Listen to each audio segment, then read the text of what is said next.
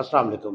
चंद ज़रबुल इम्साल जो है आज डिस्कस करेंगे, क्योंकि हमारे बच्चे जो हैं अक्सर इनका तर्जुमा गलत करते हैं।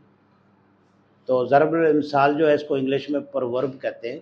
तो परवर्ब जो है उसको आप पंजाबी में अखान भी बोलते हैं, या कुछ ऐसी मिसालें जिनके लफ्ज़ी मतलब और होते हैं, उनका कंसेप्ट और होता है। सबसे पहला जिसका बच्चे तर्जुमा गलत करते हैं वो ये है, God helps those who help themselves. इसका अक्सर बच्चे जो तर्जुमा करते हैं वो कहते हैं खुदा उनकी मदद करता है जो अपनी मदद आप करते हैं। ये बिल्कुल गलत है। इसका जो सही तर्जुमा है वो है मर्दा हिम्मत मर्दा मदद खुदा।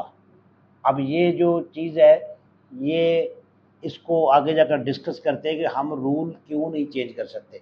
रूल जो होते हैं तो वो किसी भी ज़बान में एक ही तरह से लागू होते हैं, चाहे इंग्लिश हो या उर्दू हो।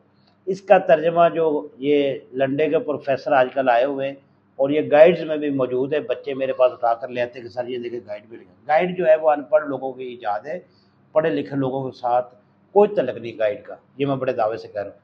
ये लोग बैठे हुए कॉपी पेस्ट करने वाले। ये आप इसको जितने भी मैं प्रवर्ब लिख रहा हूँ इसका आप सर्च कर ले, एआई से सर्च कर ले, इसका तर्जमा वो बाई वर्ड करता है, लफ्ज़ी तर्जमा करता है। तो इसलिए ये वाला जो हम पढ़ते हैं ये गलत है। नेक्स्ट है जी, blood is thicker than water. इसका लफ्ज़ी तर्जमा जो एआई आपको देगी वो कहेगी खून पानी से गाढ़ा है। तो इसका मतलब ये नहीं होता, इसका मतलब होता है अपना अपना गैर गैर, या दूसरा ये भी कहते हैं कि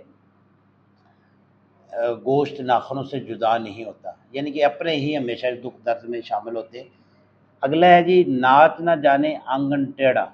नाच ना जाने आंगन टेढ़ा, इसका मतलब ये होता है कि एक बंदा जिसको काम नहीं करना आता, तो वो जब काम गलत हो रहा था तो वो कहता है जी आपका जो है ये आंगन टेढ़ा था, यानी आपका मसला था। मिसाल उसकी यही ले सकते हैं, एक बंदे ने फर्श लगाया है तो वो ऊपर नीचे था, तो वो ये कहता है कि चूँकि ज़मीन ऊपर नीचे थी तो भाई तेरा काम था तो उसको बराबर करता है।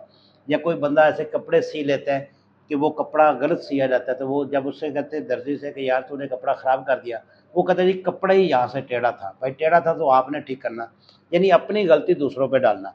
A bad workman corals with his tools, कि अनजान आदमी जो है अपने जो औजार होते हैं उनसे लड़ता रहता है। मतलब कहने का ये है कि अपनी गलती दूसरे पे डालना।